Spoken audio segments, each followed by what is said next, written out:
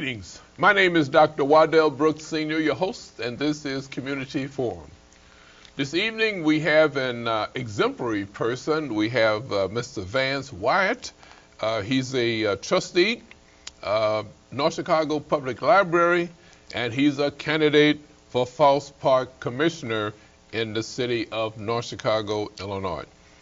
Ladies and gentlemen, Mr. Vance Wyatt is a person that you should know. This is a challenging experience for me to have young people, especially a young male from the city of North Chicago. And I will be learning about Mr. Wyatt along with you this evening. Good morning, good evening, Mr. Wyatt. Tell our listening audience a little bit about your personal and professional background. Well, I am actually a second-generation North Chicago graduate. I was born in 1990, so I'm not that old. Okay. I'm only 22 years old, and prior to ever trying to run for office, I was attended North Chicago Community High School, attended Academy of Finance, and throughout that program, I actually was the last graduate for North Chicago School District, and we were actually the only Academy of Finance program from Chicago and between Milwaukee. Mm-hmm. And this is one thing that we had at North Chicago that we could have been we could be proud of, and you know we were one of a few that had it. But unfortunately, we lost that program actually when I graduated, and I was actually the last graduate for it. I actually first attended Robert Morris University back when it was actually called Robert Morris College in 2008 to 2009. I studied business administration, and now I'm at National Louis University. Getting my Bachelor's of Science in Management and a minor in Public Policy. And I'm actually planning on graduating in June of 2013. I actually had to take a month off to run for my campaign office. Instead of taking a whole year off like I did for Alderman, taking only a month off. So. This is fantastic. Well, tell us about the school district when you attended and the school district now in 2013. Well, compared to from 2008 to 2013, it's a lot has changed. When I was going to school there, we actually had the freshman center, which was the whole one wing of the entire school was just for freshmen. Now it's all back integrated from when I was a freshman. Okay.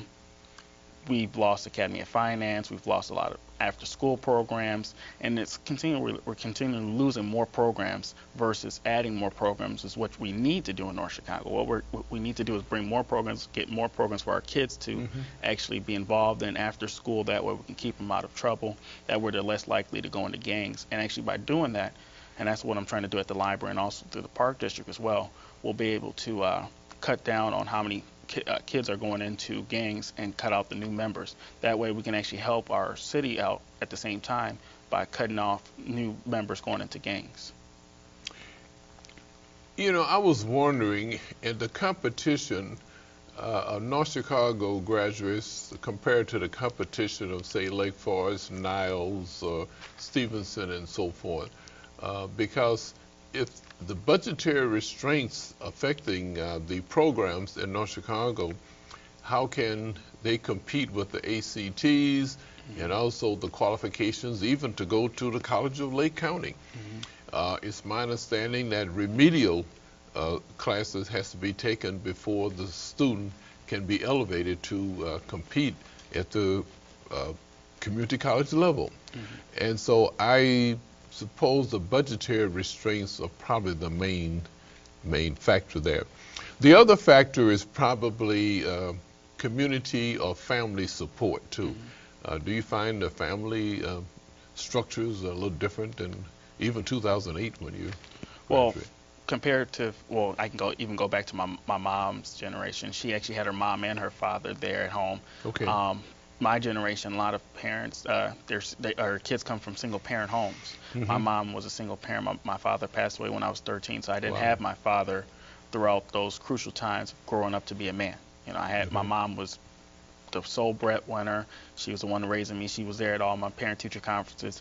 But what we have right now is it's part of our whole system in America where we're more focused on getting people working versus the community. One thing I had actually wrote a paper on throughout my college career is actually about 21 hours. It's something where you actually work 21 hours out of the week instead of a 40-hour week.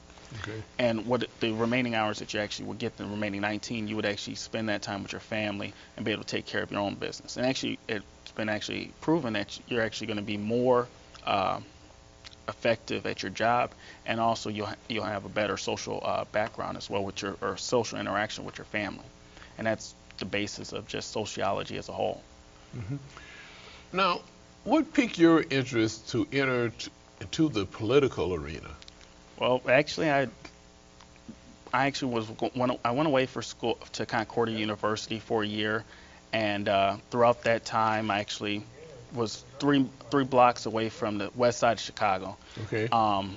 But still, on the west side of Chicago, they had new CVS's, they had new Walgreens, they had new Joe Osco, still growing, and they had economic development. You know, you hear the west side of Chicago, they have all these shootings. Okay. Well, they have a lot more shootings on the west side of Chicago than they do in North Chicago, yet we still don't have the same economic development that they had. And that was actually why I decided I wanted to run. I actually didn't even know my alderman. I actually met him one time when he came campaigning to knock on my mom, to talk to my mom. Okay. Back in 2007. I was still in high school. Little did he know she was going to run against him 4 years later. So, Okay. And actually, my previous alderman, prior to him taking office, I actually knew her quite well because I actually knew her daughter, or her son, Shawnee's Teamer, which was my alderman at that time. Her son, Sean Teamer, was a good friend of mine. Okay. Okay. This is very interesting, and I'm hearing that there was more economic activity in Chicago, where a lot of shootings and so forth, than they hear in North Chicago. Had you thought about why? You mentioned that's why you're running. Yeah. So you have some thoughts about why that condition exists? Well, I think our problem right now is we don't want to do what's needed, or we lack the leadership to do what's needed to actually acquire new programs. When I was actually running, I was working at Walgreens as a temp, and actually sat down and talked to the marketing executive for Walgreens, and they said they'd be willing to come to North Chicago because it's prime location. They're actually doing more fresh food now, and it would make sense for North Chicago to have a Walgreens that has fresh food there because we're a food desert.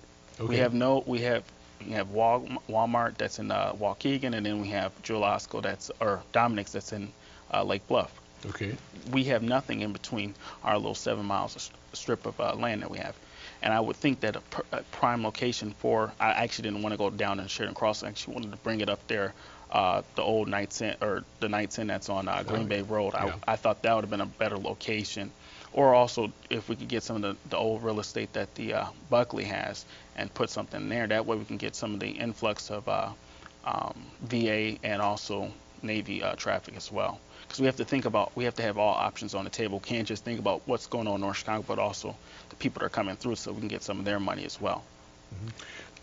You know, it's very interesting to hear a young person, evaluate the situation as you're doing. I too have talked with officials from Walgreens, and as a matter of fact, we have a show coming up in the next few weeks with someone. So I admire you for thinking out of the box at a young age, and we're going to find out some more about how you're thinking out of the box as we go ahead, because you are a trustee for the North Chicago Public Library. But tell us what piqued your interest in becoming a trustee. Well, originally I actually wanted to become a library trustee prior to even running for alderman.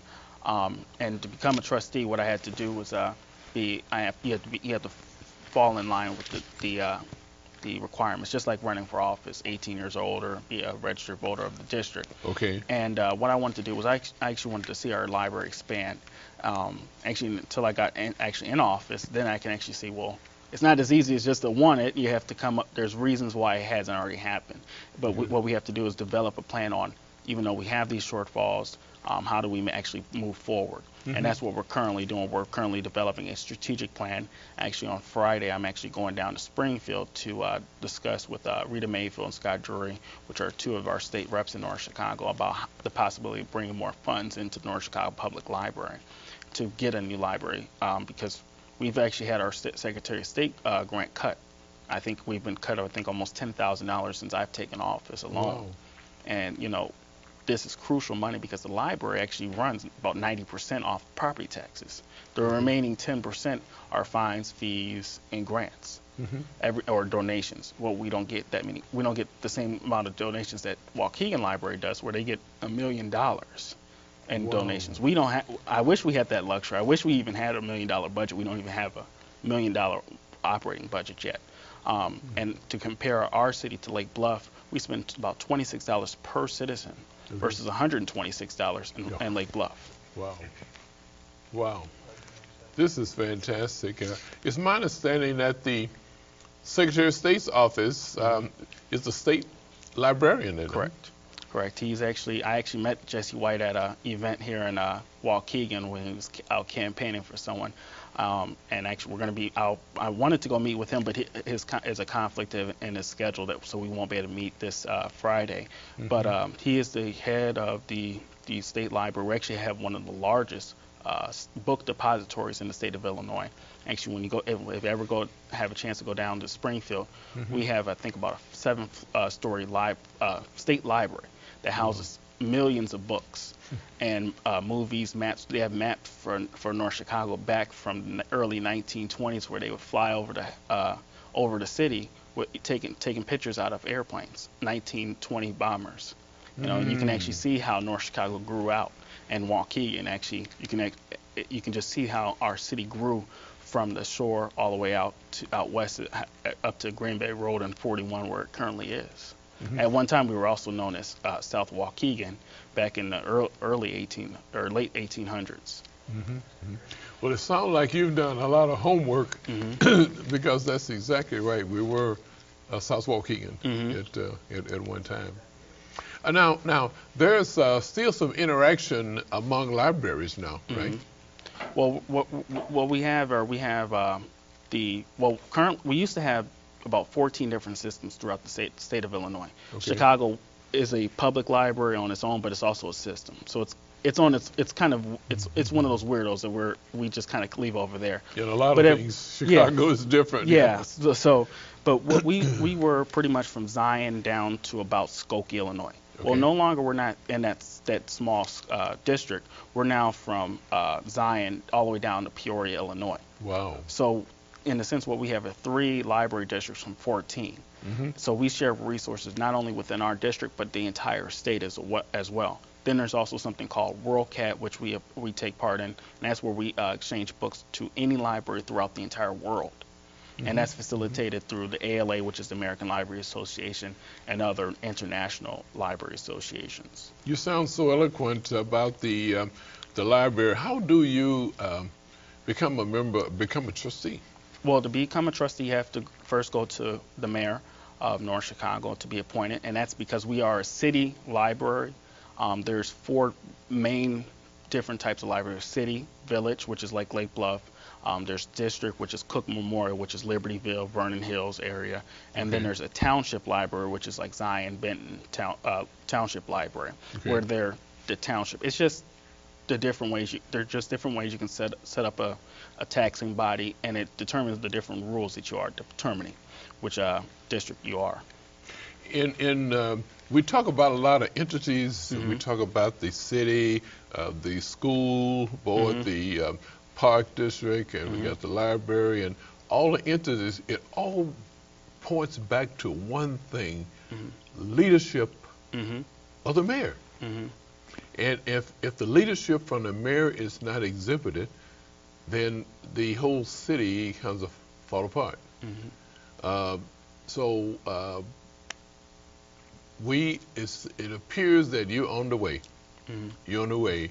I think you made history there too. I'm speaking of youth. Tell us about, were you the youngest trustee in the state of Illinois? Well, actually, prior to me taking office, the youngest trustee in the nation, in the state of Illinois, was 23, and I was actually appointed at 20. So that made me the youngest. And actually, I think in May now, I actually will no longer have that claim, unfortunately. But I can at least say I've made history, becoming the youngest library trustee in the country. Actually, when I was running for alderman, I was actually one of the youngest to ever run for office in Northern Chicago and also in our state as a whole. Because most people don't realize that you can run for alderman and actually mayor at the age of 18. And we actually have a mayor actually in Wisconsin, who's elected at 18. Okay. And he's on his second term already now. And their city size is actually slightly larger than North Chicago's. This is fantastic. Then the trustees then on the library board, it becomes political then, and not because they have a heavy background. But tell us about your educational background. Well, my educational background, as I said, I started my college career at Robert Morris University, transferred to Concordia University, which is in River Forest, Illinois. And while I was there, I was working in the library, and that's actually how I got introduced to library science. And my library director, I understood the functions of a library a lot better than I did previously. And then now I'm at National Louis University, where I'm studying business management and public policy, which is my minor. And public policy, what I deal with is actually how government affects your life, how the policies at the federal government, the state government, and also your local municipalities affect your life on a day-to-day time, or at one time for your, if you say you can't talk on the phone. Well, that's a policy that was written by your city attorney and approved by your city council. Now that the state is trying to do something similar, and that's on the state level. And it's important to have people that understand public policy and how laws affect you, and the nitty gritty of the actual laws. Those are the things. It's the loopholes that you see corporations get away with millions of dollars on their taxes or not pay any income tax. Where probably between me and you, we pay more than GE alone, as a company. Amazing. I was wondering, and if the trustees that are appointed serve on the library with the educational background that you have or similar, then this would be an outstanding library system. But it becomes political, and we don't get the same results that you would like to have, Well, see the thing about that, when you have any board, you want to have a mixture of different people. Where I have education background in management, also finance, accounting, and public policy. So I'm already a mixed bag on my own. One great thing is you want to have someone that does marketing. You want people that are skilled in different aspects. We had one member, Robert May. He actually did maintenance. I recommended him. Yeah, he did serve on the board of directors for Daisy Resource Development Center. And he's great with maintenance. And now that he's gone, he's retired from the board. We're lacking someone that has the great expertise in maintenance. And with our library, me and actually the library the same age. It's 21 years old, or 22 now.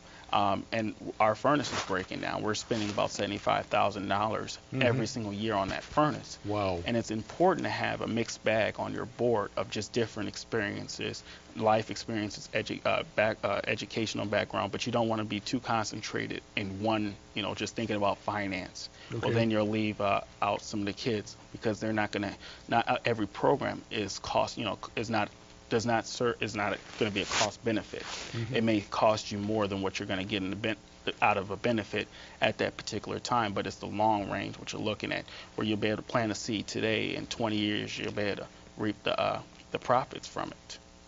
I know at one time we were changing, there were changes in the leadership of the library every few years, but now you have a young lady that's been a librarian for several years now, and she's still going to school and trying to get more education.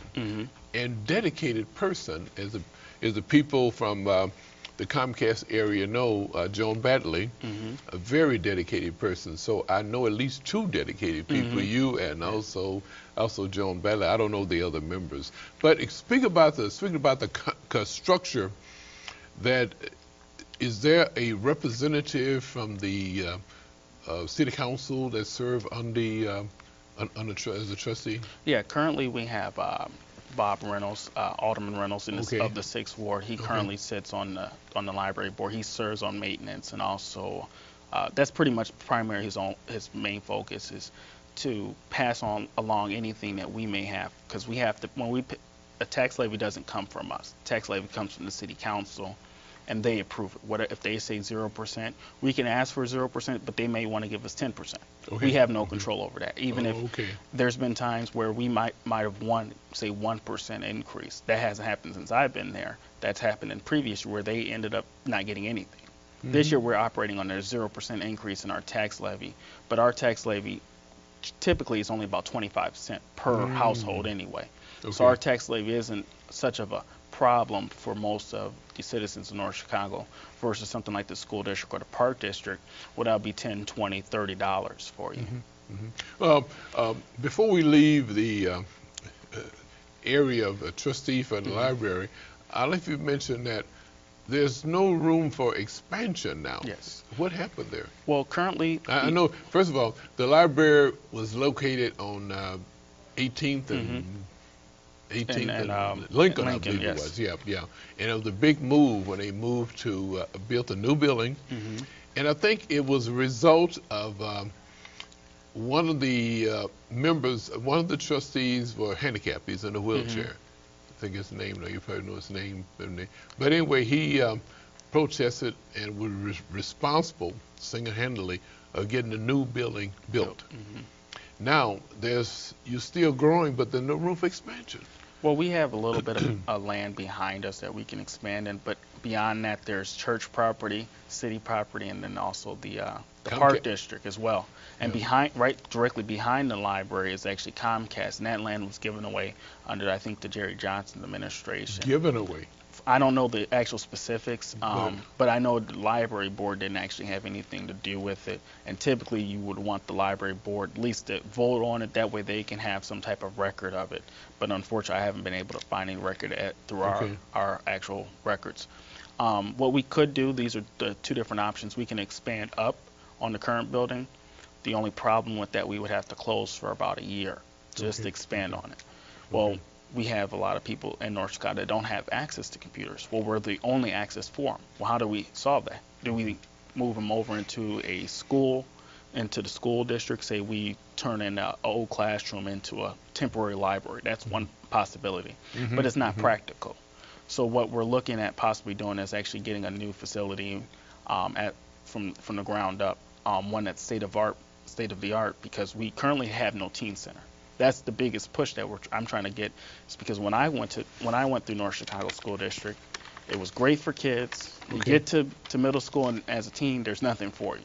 And that same thing happens at the Park District, and then also with the sports at the high school. I mean, at the middle schools, there's really, outside of volleyball, basketball, and a little bit of track, that's about all you really have. And soccer, I did play a little soccer. Just to keep myself entertained throughout middle school. But outside of that, we don't have anything else. And we need to bring more programs that are targeted. That's what I'm trying to do as a library trustee, is target the middle schoolers, bring more programs in for them. That's why we're actually bringing in e-readers, we're going to have e-books, and we're also having e-tutors now. Well, they'll be able to log on their home computer or at the library and get tutoring from an off-site. I think it's in California, it's where the actual facility is, but they're going to get a tutor where they're going to be able to study science, math, reading, any type of help they need, and it's going to be free to all the students in North Chicago. The library is paying for it with the little resources we do have. We're paying for it, and we're hoping that it's going to take off for our students in North Chicago. Well, let's move to the next step then. It flows right into why are you running for Foss Park Commissioner?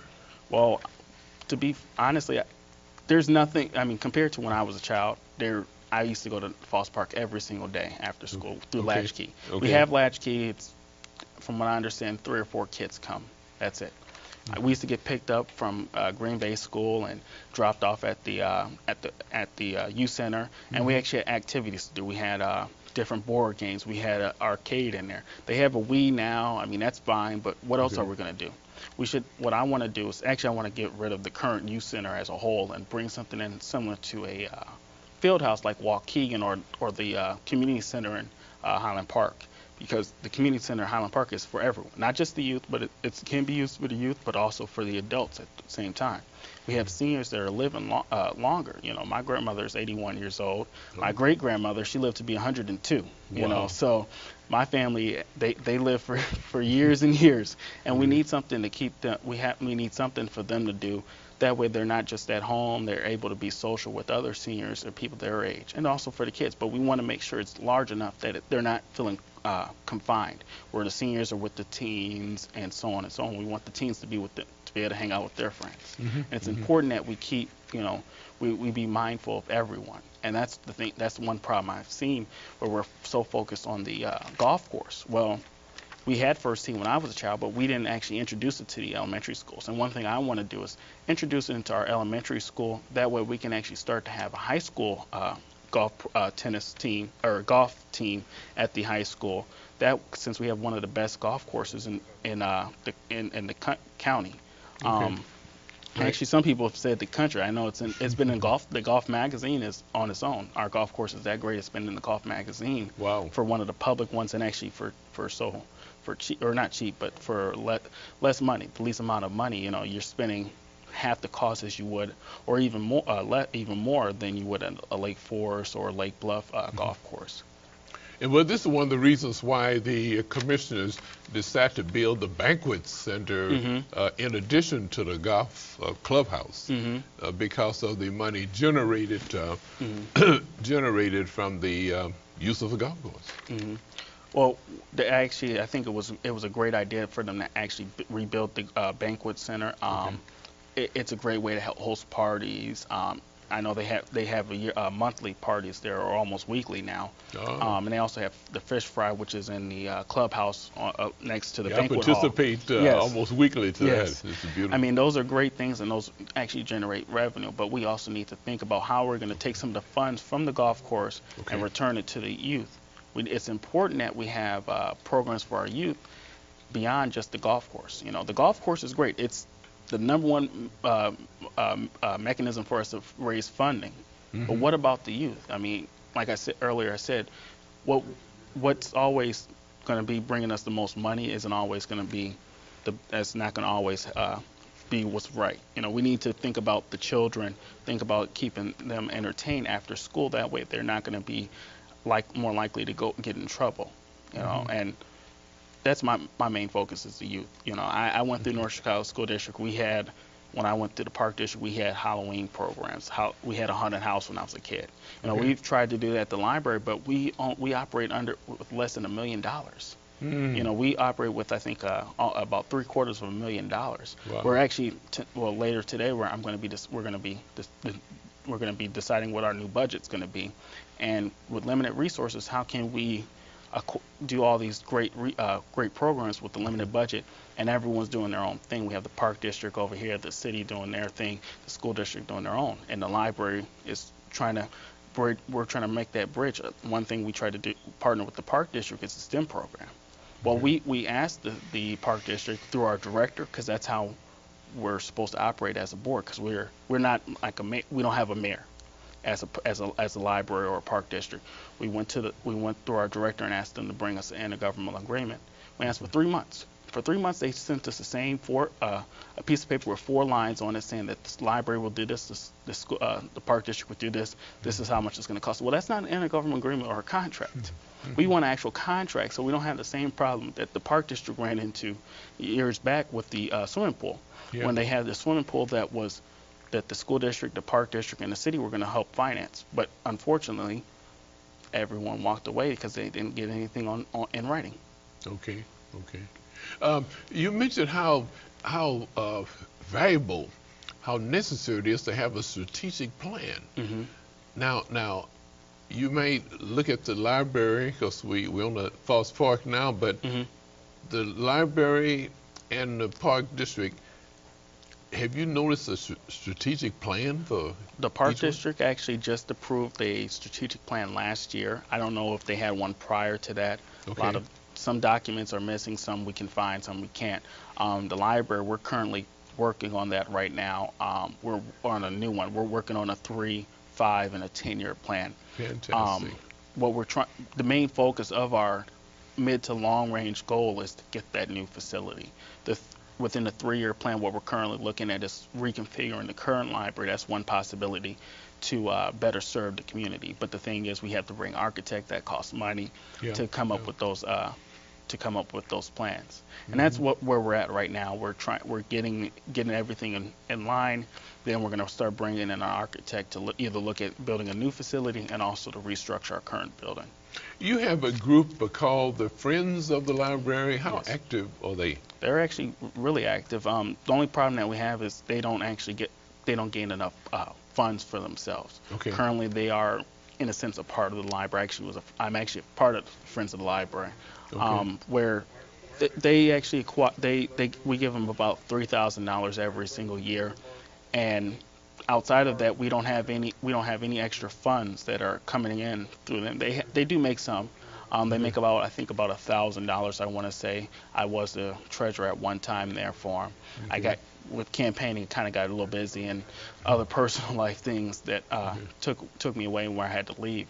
But they don't make enough money to at the same level as another library like in California when I was at a conference. They have a library that actually has 3 full-time staff members. Their Friends of the Library has staff members that handle the book sale that they have. They make enough money where they're able to actually have full-time staff. I want that for North Chicago's public library, but we have to take baby steps, and then we have to crawl, and then we have to walk, before we can get there. I wonder why it's so difficult to get the community involved in the library. Well, some of the things that some problems that we have with the community getting involved with the library as well. They didn't see that it was important to them. They didn't feel that anything coming out of the library was worth their time.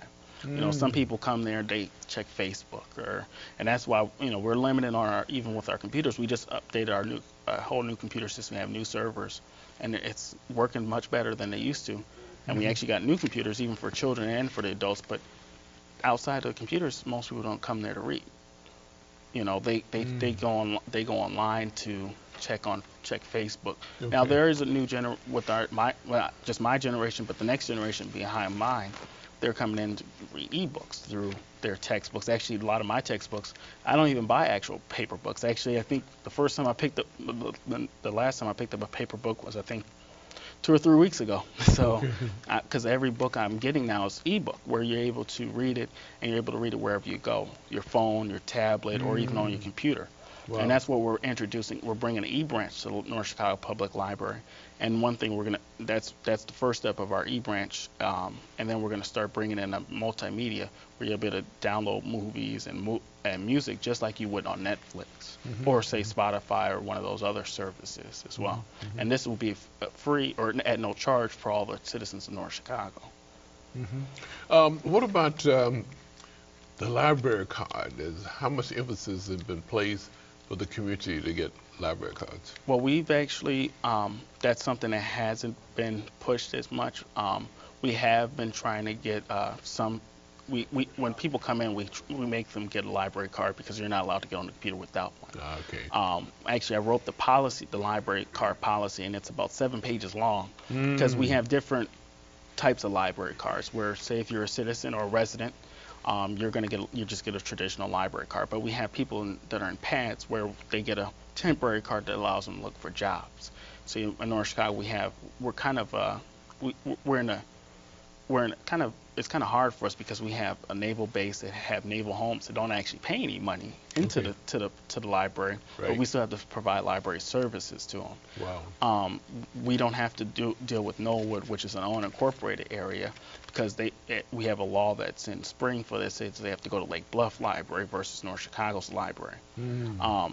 But what we're trying to do is we're bringing in a bookmobile driver, and we're going to be putting them out throughout the city of North Chicago, and we're going to have them knock on doors and push to get more people get a library card and actually check out books and actually see what new services that we offer.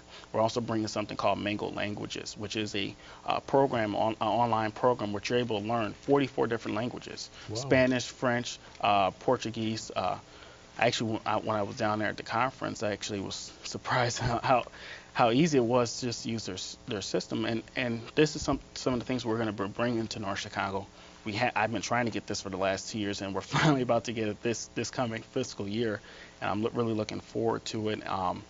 And and there's more to come still. So, you know, we were talking about the commissioners at the park, on a park in the Park District. Have you found that the commissioners have ambitious goals, you know, to as commissioners? I think I mentioned that because I see how enthusiastic you are. And we had how many commissioners? There 5. There's 5 commissioners. 5 commissioners, and if each one is ambitious as you are, I think we would have be on the right track. Well, see, I come from compared to all the current commissioners, I come from a different perspective as someone that's younger than them, that have gone through the whole the park system that they have, that they're in charge of now. Okay. I'm coming in there as a user versus an administrator. Okay. They've been there, some of them have been there for 10, 20 years, and some of them were former aldermen, and they moved over to the park board. Well, that's fine. You know, that's fine to have someone that understands how the park district used to work, but we need to bring in new people that understand the future and how the direction that our city is going and the world as a whole is going. We have to adapt. You know, currently we're not adapting, and we need more commissioners that are able to adapt. And I think that's one of the greatest qualities I will bring to the park district when I get on the actual park board, is bringing someone that's able to bring the ideas that the children have and the youth have to the park district and actually get them involved. Is that training available for commissioners? There are training that they are able to go to, similar to the conferences that I attend as a library trustee. One thing I have a problem with is we have commissioners that go to, quite a lot of them, and we spend about $19,000 if you split up their budget between the 5 commissioners, $19,000 per commissioner. Wow. And we're still not bringing in as much as we should compared to Waukegan or Lake Forest or any other community. They spend $19,000 per commissioner. Now, mind you, at the library, we only spend $14,000 for all 9 board members, and they have 5, and each one is spending $19,000 apiece. Wow. You compare it to the city, and we have 7 aldermen, 3 police and fire commissioners, and 7 zoning board members. That's 17 people. They spend $115,000. The park spends $95,000 for their 5 board commissioners. They aren't even paid. They're not even paid. And of those 17 that I just mentioned at the city, 10 are paid with their benefits and salary and all the training that they receive. And they still don't, they barely spend more than the park district. Looking at that on its own, the park district should be the greatest thing we have in North Chicago. I mean, the golf course is great, and I will 100% support them in that. The golf course, and I will give all the commissioners, the golf course is a great thing right now. It's bringing a lot of money in for the park district, but what about everything else? Senior and youth programs. Correct. We need to have our seniors. I understand we have Kukla and Thompson Towers. Why don't we use our vans to bring them into the park district? Okay. Bring them to the youth. I mean, yes, it is a youth center. It should be a community center, not just for the youth, but also for the seniors as well. That way we can get them outside of their nursing home and actually get them into programs that are going to get them involved with not just people in their housing where they live, but also throughout the rest of the community, seniors throughout the community. Like my grandmother, she used to quilt. They actually had a program all the time at the library. Well, you had people from all over the city. Why don't we have that right here at the park district, or even bring it back at the library? That was something that was done by an outside entity besides the governmental body. But we can partner with a local shop and sponsor one right here in North Chicago. Well, that's thinking out of the box. Yeah.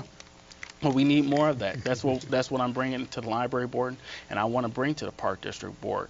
And you know, we have to look at our whole budget and what we're actually spending money at. You know, we have in 2011 they had a $1.26 million budget deficit, and they increased property taxes by a little bit over 9% that year. Well, we're bringing so much money in. They say when I went to their board meeting, they said they don't have a budget deficit. Well, why did you next year increase your property taxes then? Yeah, and you said about 9%? That next year was 9% again. And they could do that without the referendum. Well, no, well, they don't have to do a referendum. Like, as I said about the library, we have different ways we can be set up. Well, I don't actually understand how the Park District's set up fully because they don't actually have regulating ordinances. I filed a Freedom of Information Act request. Wow. They don't have regulating ordinances or bylaws, a park code, or anything that said this is what we are. You know, there's different ways you could set up a park district or even a library. And there's different taxes that you're able to acquire, different grants that you're able to acquire depending on how you're set up. Well, if you've been watching the media, you notice that at least a couple of aldermen are kind of disgusted because there's nothing in the no policy, anything for the aldermen to follow. And now I'm hearing that on the Park District, the same thing. What about meetings and so forth? I know in the city there's the first and third Mondays at, you know, at, I guess 6 o'clock is the committee meetings, you know, and at 7 o'clock is the city council meetings where people can go and voice their opinions. Of course, they're only given 3 minutes, you know, to talk, you know. But what about Park District? When are their meetings? Their meeting is the third Wednesday of every month, and they actually have committee meetings. And depending if they're going to have a taxing, like they when they talk about the tax levy, they actually move it up to about 5:45. But typically it's about 5:30, 6:30 is when the actual board meeting is. And the library is that third Tuesday. That's how I always remember. It's the Wednesday following the library board meeting. And it's just like it actually goes library, park district, and then school board all on the same week. We're all lined up all together, and people can come out and express their concerns to the library, the park district, and also the school district as well. This is fantastic. So now, place of the meetings. Are they convenient for the people to attend? Well, they're currently at the youth center. They're in a back office, unfortunately. Back office for a... Yes. Well, we have a special room in the library, but they use an actual office that they use. One thing I would like to see it be moved in one of the front offices. That's actually when I first started going to park board meetings. I actually been to about 6 or 7 throughout this campaign season. They actually used to have them in the front. Well, they currently don't have them back there. Now they actually moved them in the back, and you have to get buzzed in to go back there. You have to get buzzed in. Buzzed in, yes. This is a park bar. At the park. I know I used to go to meetings where you walk in and to the right, the open area, they used to meet there. Yeah, they used to meet right there as soon as you walk in, but it's no longer convenient there. For them, but well, now you have to go through you have to go further back, and then you go into the back offices. Actually, back in the day, that door wasn't even there. They actually installed that. I don't know when, but that was recently installed because I know when I was a child, it was never there. We talk about transparency, but there's doesn't seem to be any transparency. Well, they follow the requirements of the law, the Open Meetings Act and the Freedom of Information Act. That's what our standard is. But something I believe in is we should go above and beyond. In North Chicago, we've always been settling for just the same old. We should expect and demand the same level of service that we get, like that anyone in Lake Forest or Lake Bluff would get. And until we start having those expectations, we're going to continue to have the same problems. And Highland Park, their city council gives you the entire packet on their website. You're able to go to their board meeting and actually have their packet. Palatine Library, I actually attended there when I first got on the library board. They handed me a packet at the board meeting. Wow. If you look at our county, you're actually able to look at their agenda. You're actually able to go to each agenda item, click on it on your computer or your tablet or your phone, and see each item and see what they're voting on. Actually read what they're voting on, so that way you, the citizen, will be informed. And that's something I want to see us do. I actually believe we also should have a database for whenever we make any purchases through any company. You should be able to see it without having to come in to do a Freedom of Information Act request. If there's nothing wrong, we should be able to have it online. Now, of course, we're not going to be able to have every single thing online at one time because it's going to cost a lot of money. But we can cycle on there. We can keep a year or 2 years worth of all the finances. That way you don't need to come in to file a Freedom of Information Act request, and that's actually going to save us some money. Okay. That's a great way for us to save money without even having to have the manpower to complete your Freedom of Information Act request. Wow. Wow. Well, I noticed in the past, I think she's retired now, that was the Loretta Hebier. Hmm. She was the director of the seniors for many years, Hmm. but they always had programs. Hmm. And I don't think they were costly because they had their own budget. Hmm. And they used to travel and speakers coming in and so forth. And But now I don't see that that's happening now. Yeah, I haven't seen it either. I mean, my grandmother's a senior. She lives right here in North Chicago. She does, at least it's not getting out to the seniors. That's one problem that they have at the school district is they have programs and it doesn't get out to the kids. Okay. They put them on a bulletin board and and it's just a wall of flyers. Well, how many kids are going to seriously sit there and look through each flyer to figure out what's actually current and which one isn't? Instead, what we should do is go door to door. One thing I said as a trustee, and I would do as a commissioner, is go out, knock on doors, and say, "Here, come to this program. We're going to have a program coming out." Or we could do something similar to the city, where they send out a newsletter every single month, where it lists all the different programs each governing body does. I know when before the school district got taken over, they started to do that, Okay. but now with the two independent boards, I haven't seen much of it now. When you were at the high school, North Chicago Community High School, that was an area that was set aside for a pool to be, but that pool never developed. And I guess the space is still there. Yeah, but if you're going into the boys' locker room, there's stairs right next to the door. And you go up the stairs, there's a glass window there, and you look out, and it's an empty lot of land, and that's for a pool that never came to North Chicago. And that pool was there. They were planning on putting that pool back when my father went to North Chicago School District. Wow. Back in the 70s, late 70s, and my mom in the 80s, and it still hasn't been brought here. We just have an empty glass of window. I mean, the window, it's always dusty and dirty because it's just no one goes in there. They barely cut it when I was going to school there. It's amazing the thinking. You know, we keep saying thinking out of the box. You know, but who? I guess the board make those decisions on whether the pool will be there or not. Is that a board? That is the school board that would make that decision. One thing I want to do as a park commissioner is partner with the school district to actually get a pool. As I said, I wanted to get rid of the current youth center and rebuild a brand new community center for the entire community. But I want to have an enclosed indoor pool. That way it can be used year round. Have our school system they come over from the schools, the high school, the middle school, and take swimming classes during the winter, or even during the summer. I have it indoor. That way, when it's 100 degrees out, they're not, even though they're in the pool, they don't have to worry about overheating or anything like that. Did you ever investigate to find out the reasoning for the Foss Park commissioners have an outside pool that's not been in use now? It's been years. Well, from what I understand, is because they don't have the money for it, and now to reopen it would cost them too much money. So, but outside of that, hasn't been much discussion or anyone's been looking into it besides that. Wow. So, oh boy.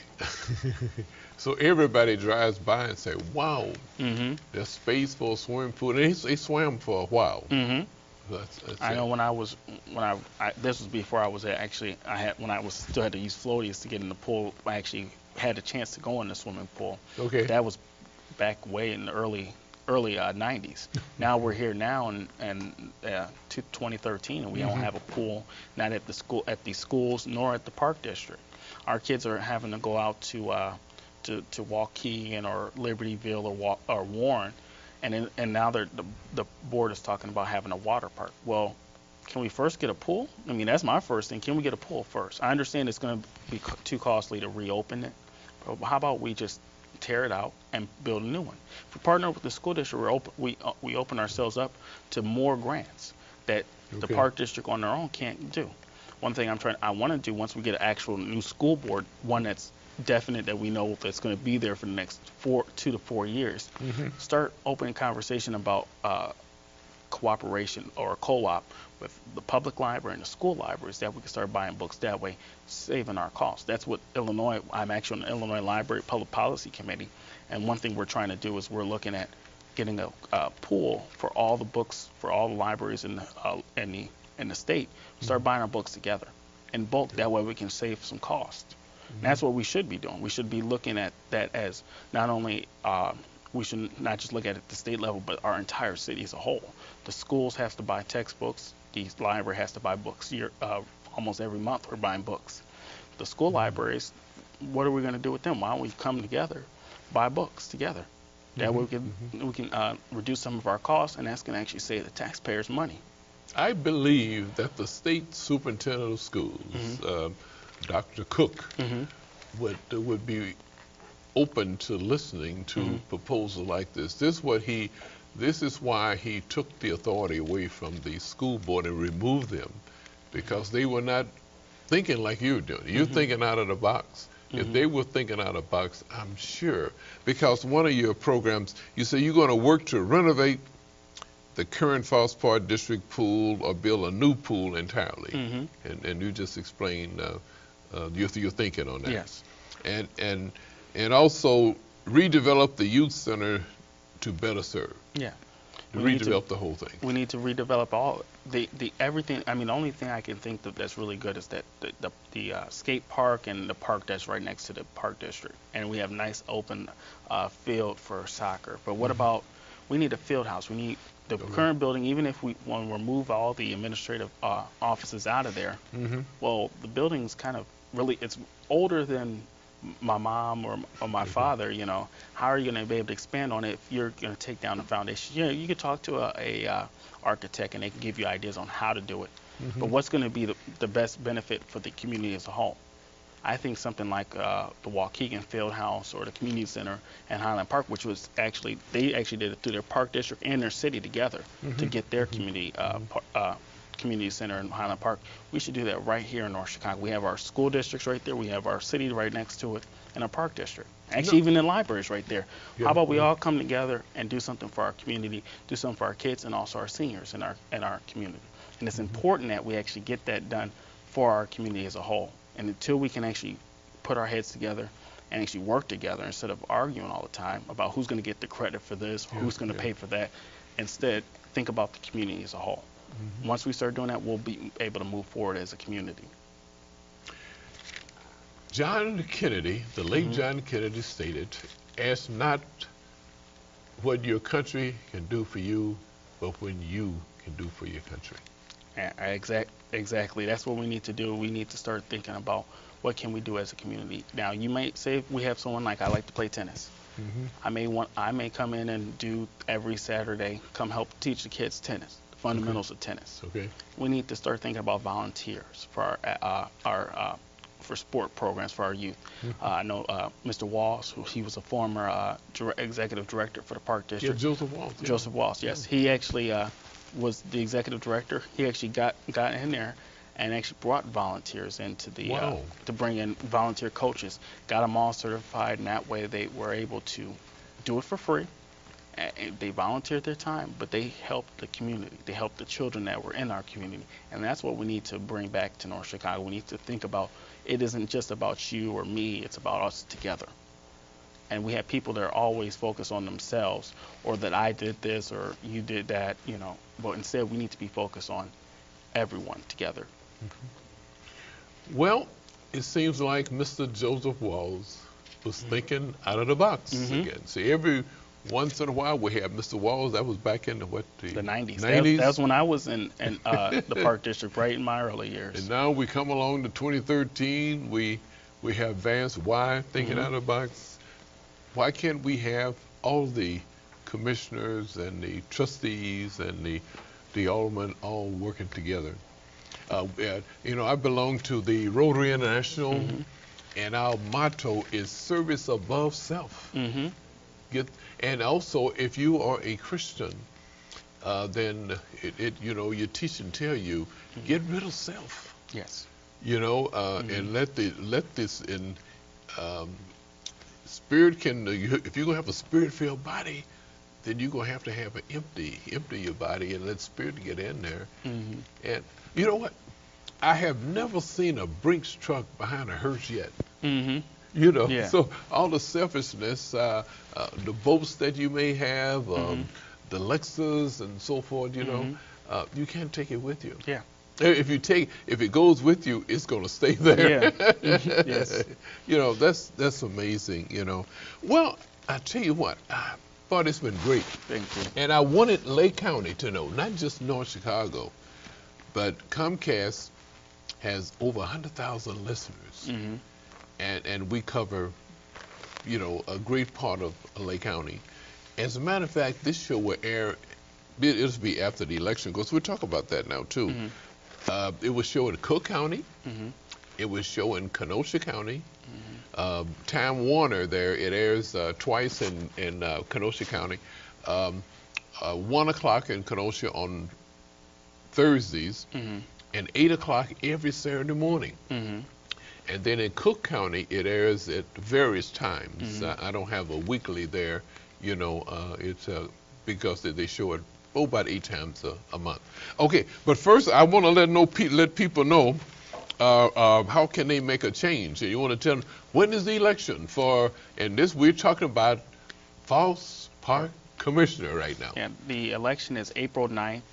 You can vote early at the county building for citizens of North Chicago and Waukegan. That's downtown at the county building. I think 25th is going to start. 25th of March. Okay. And it goes until the 8th, if I remember, or not the 8th, the 6th of April. Okay. But what we're trying to focus on is April 9th. Even if it's snowing, we get a 20-inch snowstorm. You can give me a phone call at 224-772-4660, and we'll actually give you a ride to the polls. You can also go on my website, and we'll also give you, that's another option to get to the polls as well. That's www.vancewyatt.com. We need to make some changes in North Chicago, especially at our Park District. And the only way we're going to be able to do that is unless we get new people in office that are actually going to be able to make the changes.